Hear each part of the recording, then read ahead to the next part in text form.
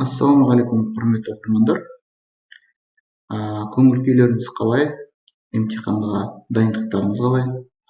Бүгін біз 17-ші бөлім талқылаймыз тесттің. Ал бастаймыз. Бұл жағдайда велосипед жүргізушісі. Әрине, бұл сурет бойынша, анимация бойынша велосипед көлікке жол береді.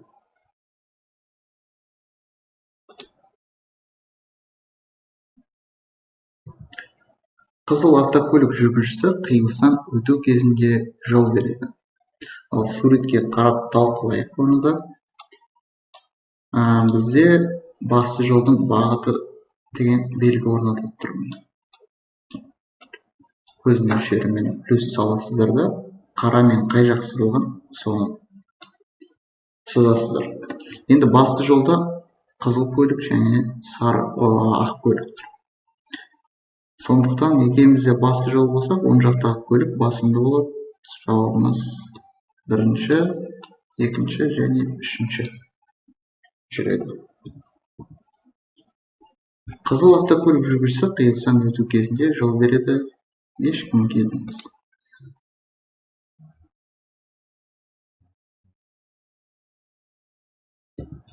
Қызыл көлік жүргізушісі тура жүрген кезде қиылыстан қалай өтеді? Ең бастысы қараймыз, қиылысымыз реттелетін себебі бағдаршам орнатылып тұр. Бізде жасыл, оларда да жасыл. Екеумізде де жасыл болса, мысалы трамвай басымды болып бірінші өтіп кетеді. Екінші кезекте көлік солға бұрылған кезде қызыл көлікке жол беру керек. Мысалы мен қандай кезек? Трамвай, қызыл көлік және көк көлік. Трамвайға ғана жол береді қызыл көлік.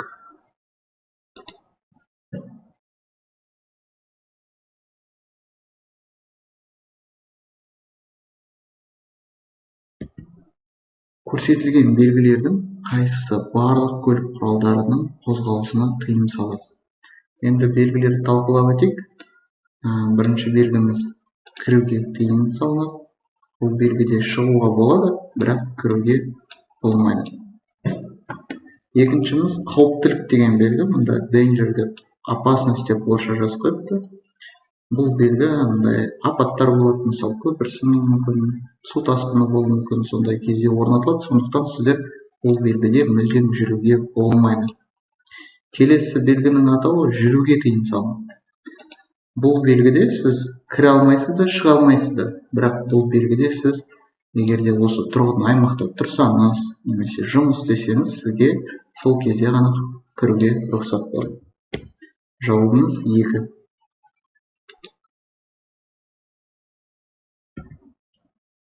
Осы тану белгісі қандай көлік құралдарына орнатылады? Бірінші және екінші топтағы мүгедектер басқаратын немесе осындай мүгедектерді тасымалдайтын көлік құралдарында.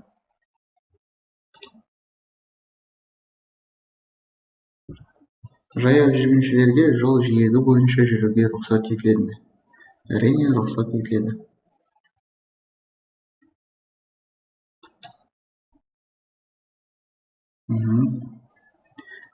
Елді мекен тыс жерде жаяу жүргіншілер жүріс бағыты бойынша қарама-қарсы жүру керек екен. Келесі осындай сұрақ келуі мүмкін, мысалы көлік елді мекенде осы бағытта жүрсе, жаяу жүргіншілер қарама-қарсы жүру керек екен. Ондай да сұрақ келуі мүмкін, сондықтан достар тыңдап отырыңыздар және өздеріңіздің дәптерлеріңізге болсын жазып отырыңыздар.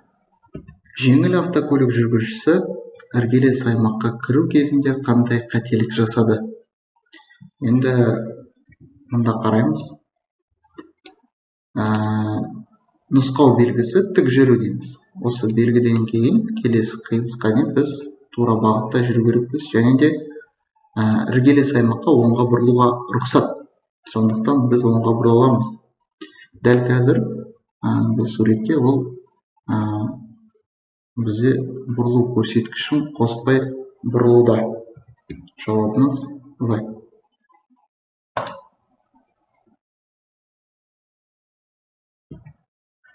мүмкін көбісі осы жерде қателеседі, себебі ойлайды да бұл жер қиылыс қой, бұл белгінің қолданылу аймағы осы жерге дейін деген сақылды айтуы мүмкін да.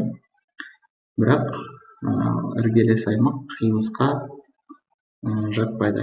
Сондықтан кіруімізге болады. Ол торговый центр, мысалы мектеп, жол бойында тұрған объекттің бәрі іргелес аймақ болып саналады. Жүргізуші жүру жолағын ауыстырған кезде қандай реттелікке әрекет жасайды? Енді ол түсінікті. Ең бастысы біз бұрылыс көрсеткішті қосамыз және де айнаға қараймыз, содан кейін уже маневрымызды жалғастырамыз. Сондықтан жауабымыз дәл. Осы жағдайда тіркеп сүйреуді орындауға рұқсат етілген бе?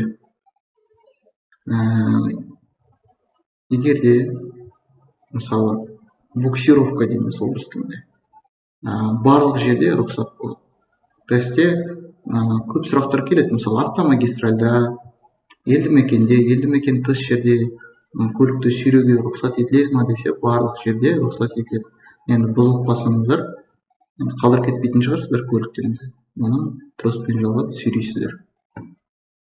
Және де осы сүйреу бойынша менде ютубта толықтай ақпарат бар.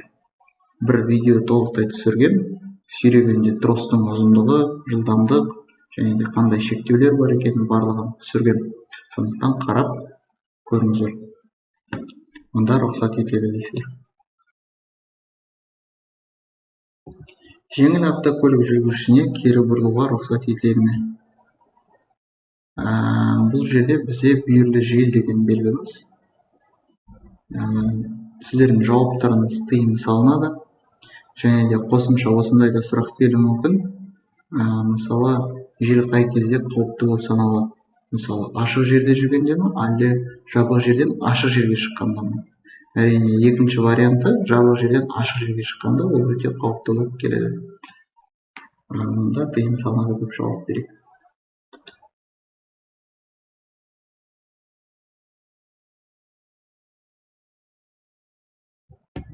Бұл жағдайда жеңіл автокөлік жүргізушісі міндетті.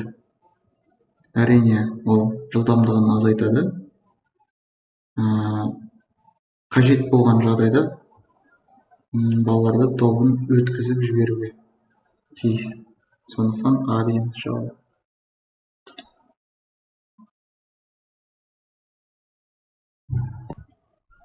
Жасыл автокөліктің жүргізушісіне қиылысты тікке өтуге рұқсат етіледі ме? Негізі жасыл жанған кезде,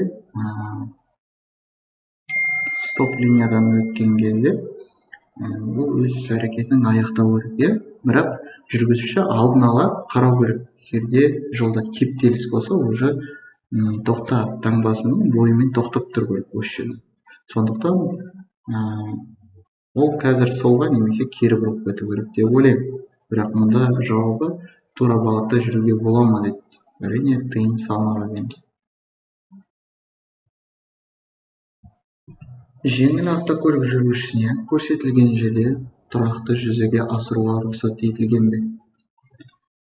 Енді талқылайық. Мысалы, тоқтап тұруға тыйым салынады деген белгіміз. Бұл белгіде тоқтауға болады, бірақ 5 минуттан жоғары тыйым салынады. Бұл белгінің қолданылу аймағы ол келесі қиылысқа дейін. Бірақ бұл белгімен жол таңбасы сары үзіксіз бірге орнатылса, онда қолданылу аймағы осы таңбаның аяғы болып саналады. Сондықтан осы аймақта тоқтап тұруға тыйым салынады. Жауабымыз Б болады.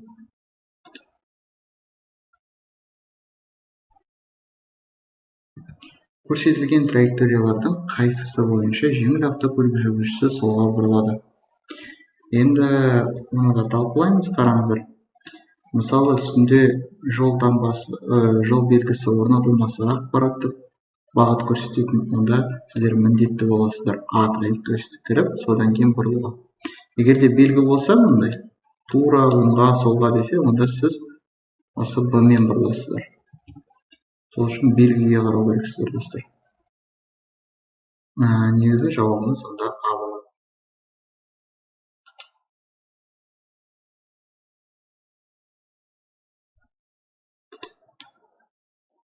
Көрсетілген жерде жүргізуші аялдау рұқсат етілген бе? Бұл жерде бізде тыйым салынған. Себебі жаяу жүргіншілер өткелінен 5 метр ара қашықта тоқтау керексіздер. Қиылыстан 30 метрден кейін тоқтауға болады.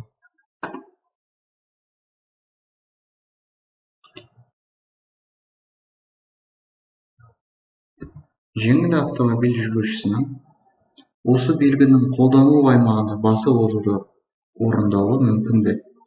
Ал енді суретті талқылайық.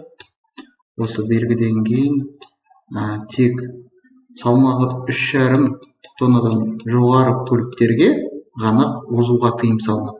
Мұнда сіздерде жеңіл көліксіздер деп жазып қойыпты, сондықтан сіздер жауаптарыңыз рұқсат етіледі дейсіздер.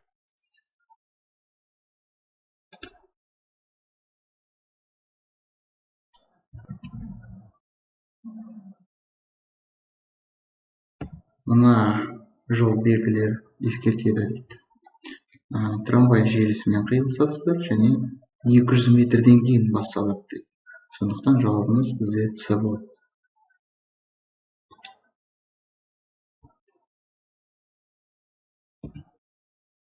Бұл қозғалыс реттеушінің сигналы қозғалысқа рұқсат береді. Тағы да жақындатайын. Реттеушінің екінші сигналы екен. Бұл жерде жол таңбасына да мән беріңіздер. Мысалы, сіздер бұл жолақтан тура жүре аласыздар, және оңға бұрылуларыңызға рұқсат. Қарама-қарсы көліктерде тура және оңға бұрылады. Құрметті оқырмандар, менде YouTube парақшасының ішінде бүгін салған сигналы регулировщика реттеушінің сигналдары. Кіріп қарауларыңызға болады, өте түсінікті болады. Тура және оңға.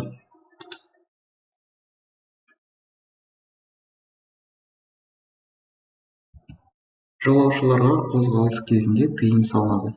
Енді бұндайда сұрақ келеді. Ең бастысы жолаушыға есікті ашуға болмайды жүрген кезде, және де жүргізушіге бөгет болмау керек. Және де тоқтағанда жол жиегі жағынан шығу керек.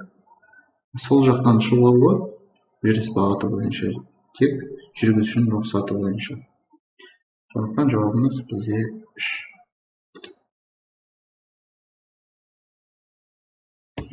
Осы белгі орнатылған жолдарда артқы жүріс пен қозғалыс рұқсат етіледі ме? Бұл бізде бір жақты жүріс жолы, бір жақты жүріс жолында сізге шегінуге рұқсат.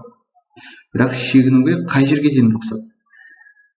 Қиылысқа дейін шегінуге болады. Екіншісі жаяу жүргіншілер өткеліне дейін, және де автобус тоқтайтын орнына дейін. Сонымен жауабымыз толықтай рұқсат етіледі. Жүргізушілердің қайсысына белгіленген бағытта қозғалысты жалғастыруға рұқсат етіледі дейді. Енді сурет бойынша қарасақ, бізде нұсқау белгісі тек тура бағытта жүру керек екеуі де. Бірақ жүк көлік оңға бұрылды, сондықтан осы жалғастыру рұқсат етіледі. Ол тек автобусқа ғана рұқсат етіледі. Негізі маршруттық көлік құралы бұл белгіге де бағынбай, басқа бағытта жүру мүмкін, себебі өз маршруты бойынша жүреді.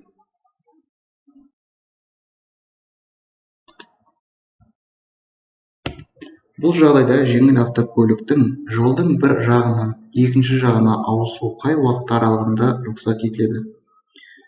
Бұл бізде тоқтап тұруға тыйым салынады. Тақ және жұп сандары бойынша оны сіз менің YouTube парақшамда кіріп плейлистқа жол белгілері деген плейлист бар, сонда кіріп көрулеріңізге болады. Мен толықтай түсіндіргем. Негізгі жауабы мұнда 19 кешкі сағат 7-ден 9-ға дейін осы 2 сағат аралықта сіз көлікті қарама-қарсы бағытқа орнату үшін береді екен. Және де достар, менің парақшама тіркеліңіздер, күнделікті осылай видеолар салам. Достарыңызбен бөлісіңіздер, кім емтихан тапсырады.